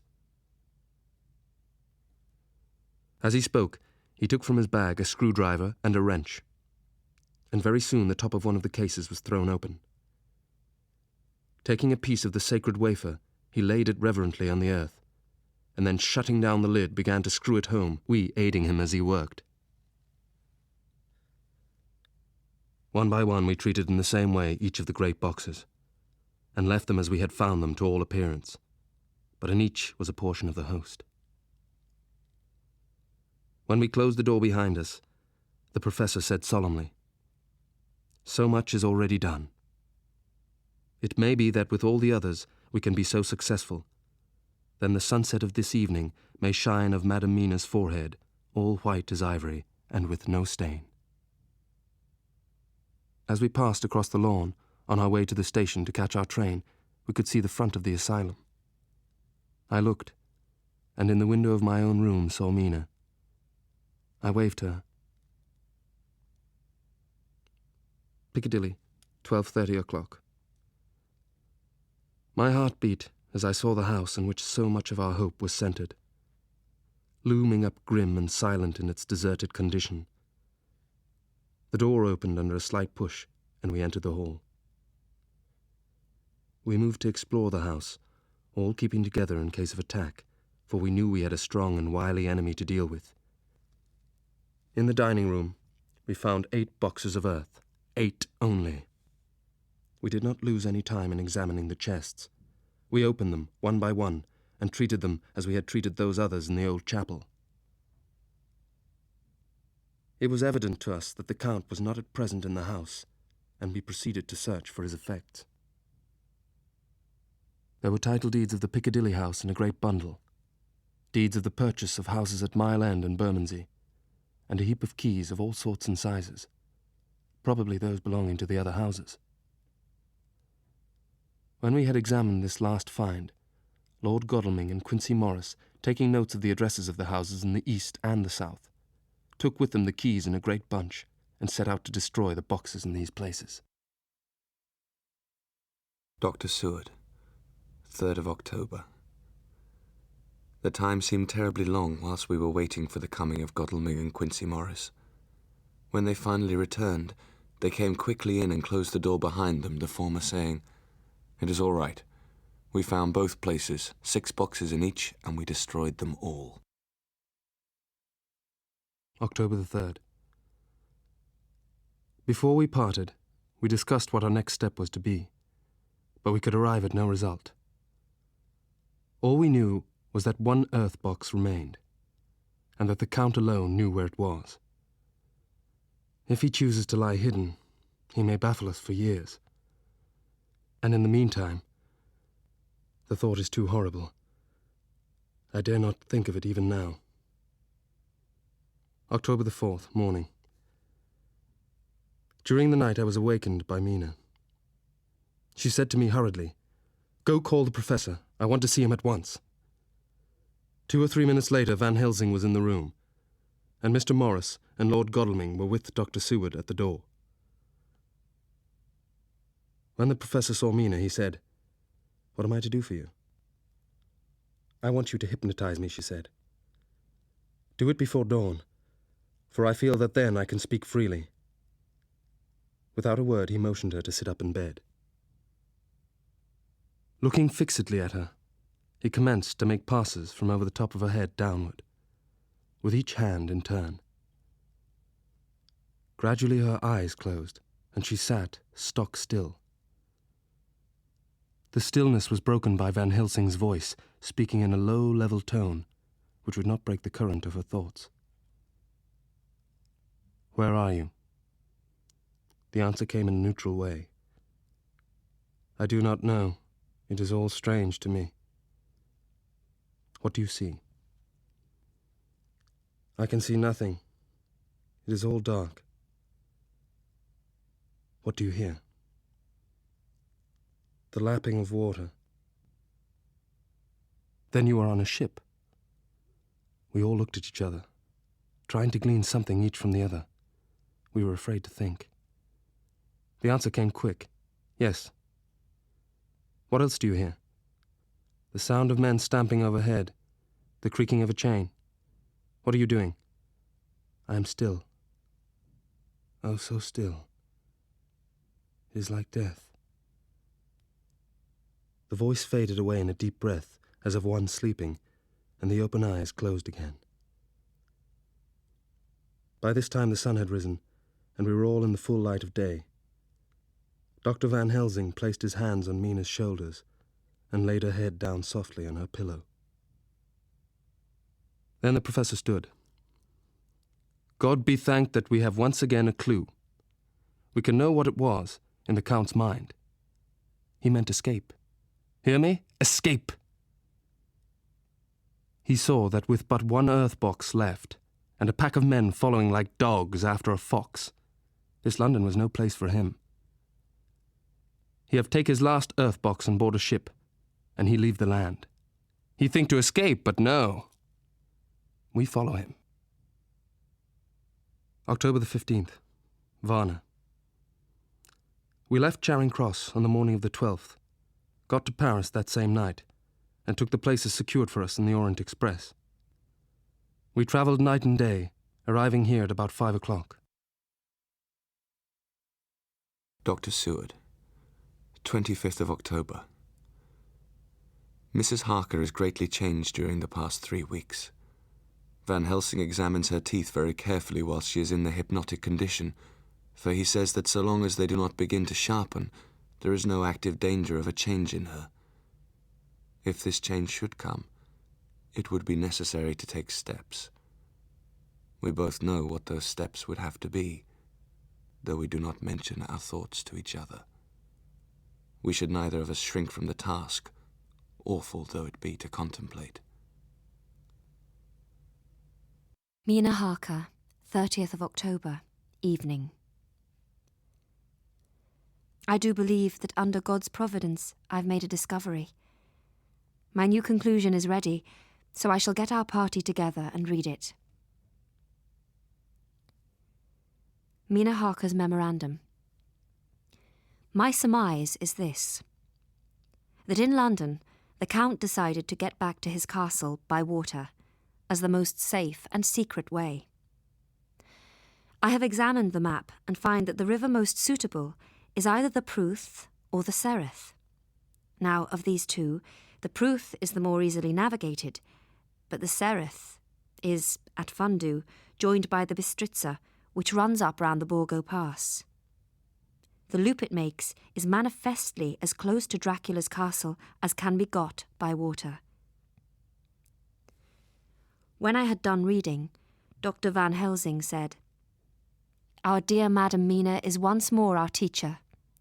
Now we are on the track once again, and this time we may succeed. Our enemy is at his most helpless, and if we can come on him by day, on the water, our task will be over. Now, to our council of war, for here and now we must plan what each and all shall do. I shall get a steam launch and follow him, said Lord Godalming. And I, horses to follow on the bank, lest by chance he land, said Mr. Morris. Dr. Seward said, I think I'd better go with Quincy. We've been accustomed to hunt together, and we two, well armed, will be a match for whatever may come along. Jonathan looked at me. I could see that the poor dear was torn about in his mind. He was silent a while, and during his silence, Dr. Van Helsing spoke. Friend Jonathan, you are young and brave and can fight, and all energies may be needed at the last. And it is your right to destroy him, that which has wrought such woe to you and yours. Be not afraid for Madam Mina. She will be my care, if I may. While you, my Lord Godalming, and friend Jonathan, go in your so-swift steamboat up the river, and whilst John and Quincy guard the bank where perchance he might be landed, we shall go in the track where Jonathan went, from Bistritz over the Borgo, and find our way to the Castle of Dracula. There is much to be done, and other places to be made sanctify, so that that nest of vipers be obliterated. 1st of November, night. The Bistritza River. I'm writing this in the light from the furnace door of the steam launch Lord Godalming is firing up.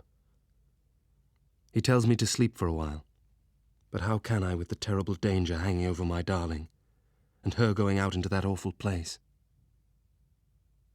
It is a wild adventure we are on, into a whole world of dark and dreadful things. 1st of November. All day long we have travelled, and at a good speed. The Professor seems tireless. All day he would not take any rest, though he made me sleep for a long spell. At sunset time he hypnotised me, and he says I answered as usual, darkness, lapping water, and creaking wood. So our enemy is still on the river. 2nd of November, night. All day long, driving. Dr. Van Helsing says that by morning we shall reach the Borgo Pass. Oh, what will tomorrow bring to us? We go to seek the place where my poor darling suffered so much. Memorandum by Abraham Van Helsing, 5th of November. All yesterday we travelled, getting ever closer to the mountains, and moving into a more and more wild and desert land. Madam Mina sleep and sleep, for though I had hunger and appeased it, I could not waken her even for food. I began to fear that the fatal spell of the place was upon her, tainted as she is, with that vampire baptism. By evening time we reached a steep rising hill, on summit of which was such a castle as Jonathan tell of in his diary. I exulted and feared, for now, for good or ill, the end was near.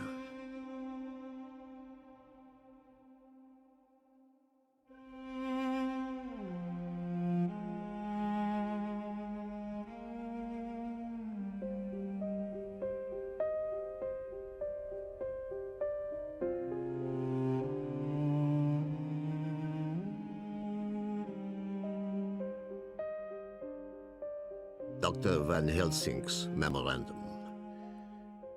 Ere the great dark came upon us, I took out the horses and fed them. Then I make a fire, and near it I make Madam Mina sit comfortable amid her rugs. I got ready food, but she would not eat, saying that she had not hunger.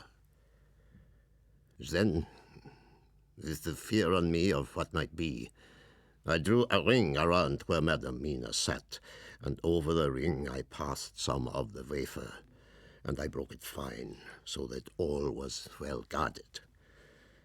I said to her presently, "Will you not come over to the fire, for I wish to make a test of what she could?" She rose obedient, but when she had made a step, she stopped and stood as one stricken. "Why not go on?" I asked. She said simply, "I cannot," and remained silent. I rejoiced, for I knew that what she could not, none of those that we dreaded could. Presently, the horses began to scream and tore at their tethers, till I came to them and quieted them.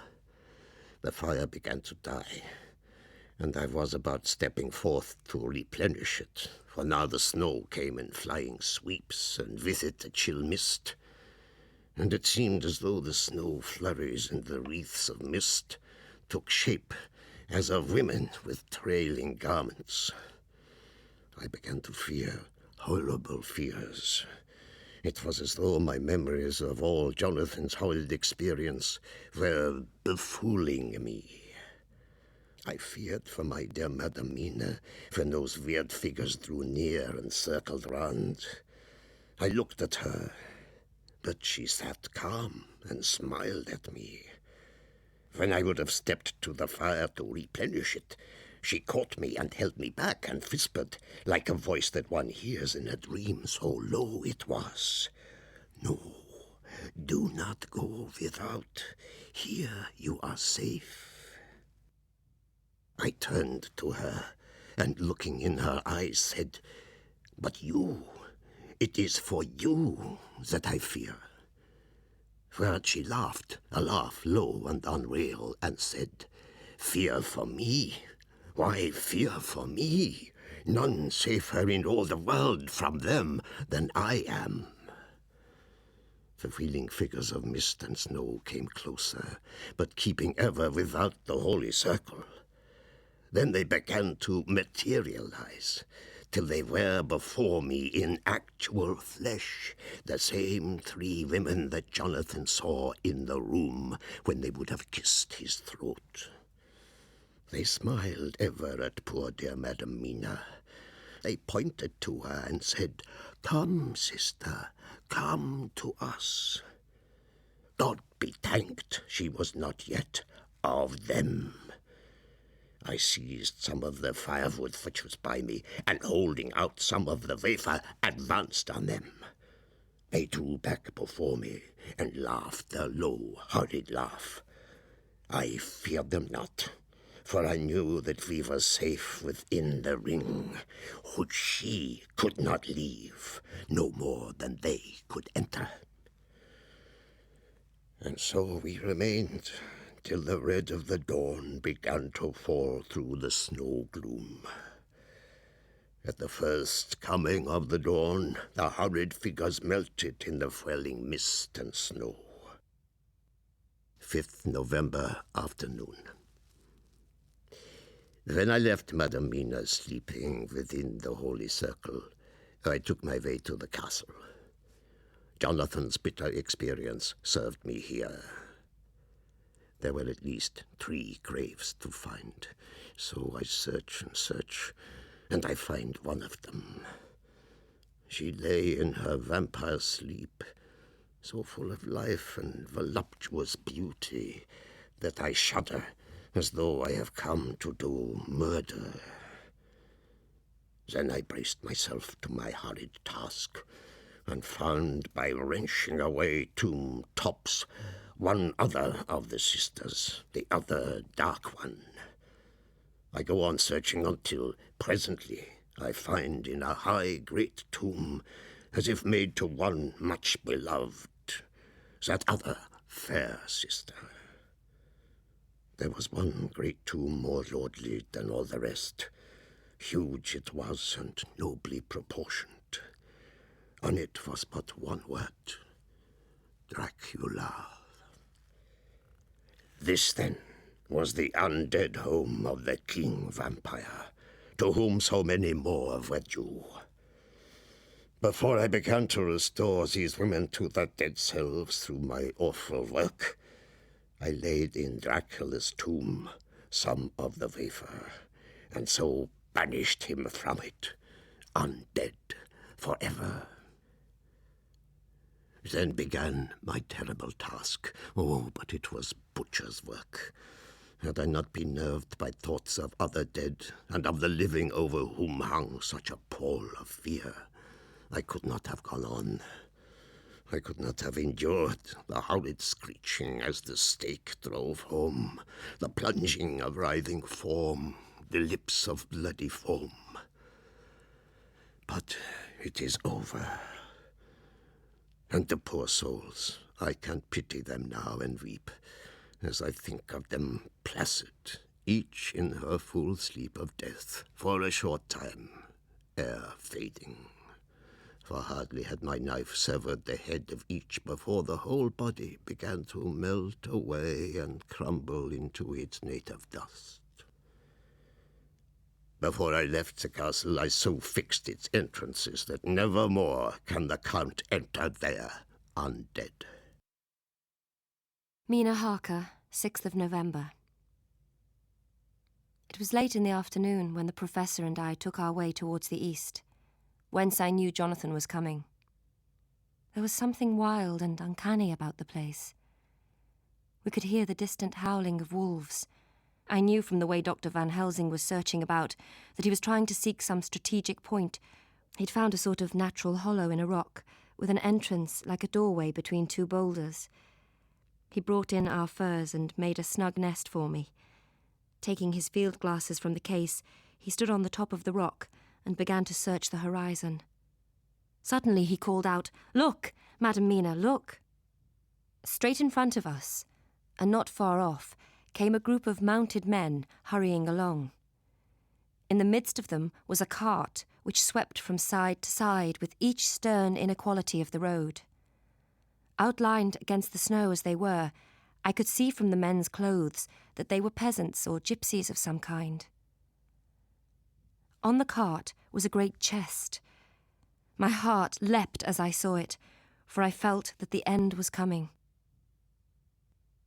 The evening was now drawing close, and well I knew that at sunset the thing which was till then imprisoned there would take new freedom and could in any of many forms elude all pursuit. In fear I turned to the Professor. "They come quickly," he said. "They are racing for the sunset. We may be too late. God's will be done." Then came a sudden cry. "Look, 2 horsemen follow fast, coming up from the south. It must be Quincy and John. Take the glass." I took it and, looking around, saw on the north side of the coming party 2 other men riding at breakneck speed. One of them I knew was Jonathan, and the other I took to be Lord Godalming. They too were pursuing the party with the cart. The Professor and I crouched down behind our rock and held our weapons ready. I could see that he was determined that they should not pass. One and all were quite unaware of our presence. Then, all at once, 2 voices shouted out to halt. They lashed the horses, which sprang forward, but the 4 men raised their Winchester rifles and in an unmistakable way commanded them to stop. At the same moment, Dr. Van Helsing and I rose behind the rock and pointed our weapons at them. Seeing that they were surrounded, the men tightened their reins and drew up. All 4 men of our party threw themselves from their horses and dashed towards the cart. Seeing the quick movement of our parties, the leader of the gypsies gave a command. His men instantly formed round the cart in a sort of undisciplined endeavour. In the midst of this, I could see that Jonathan on one side of the ring of men and Quincy on the other were forcing a way to the cart. Jonathan's impetuosity seemed to overawe those in front of him. Instinctively, they cowered aside and let him pass. In an instant, he jumped upon the cart and, with a strength which seemed incredible, raised the great box and flung it over the wheel to the ground. In the meantime, Mr. Morris had had to use force to pass through his side of the ring. He'd parried with his great bowie knife, and at first I thought that he too had come through in safety. But as he sprang beside Jonathan, who had by now jumped from the cart, I could see that with his left hand he was clutching at his side, and that blood was spurting through his fingers. He did not delay, notwithstanding this, for as Jonathan attacked one end of the chest, attempting to prise off the lid, he attacked the other frantically with his bowie. Under the efforts of both men, the lid began to yield. The nails drew, and the top of the box was thrown back. I saw the Count lying within the box upon the earth. He was deathly pale, like a waxen image, and the red eyes glared with the horrible vindictive look which I knew too well. As I looked, the eyes saw the sinking sun, and the look of hate in them turned to triumph. But on the instant came the sweep and flash of Jonathan's great knife. I shrieked as I saw it shear through the throat, whilst at the same moment Mr. Morris's bowie knife plunged into the heart. It was like a miracle, but before our very eyes, and almost in the drawing of a breath, the whole body crumbled into dust and passed from our sight. The gypsies turned and rode away as if for their lives. Mr. Morris, who had sunk to the ground, leaned on his elbow, holding his hand pressed to his side. The blood still gushed through his fingers. I flew to him. Jonathan knelt, and the wounded man laid back his head on his shoulder. "Oh, God," he cried suddenly, pointing to me. "Look!" With one impulse, the men sank on their knees, and a deep and earnest Amen broke from all as their eyes followed the pointing of his finger. As the dying man spoke, "God be thanked that all has not been in vain. See, the snow is not more stainless than her forehead. The curse has passed away."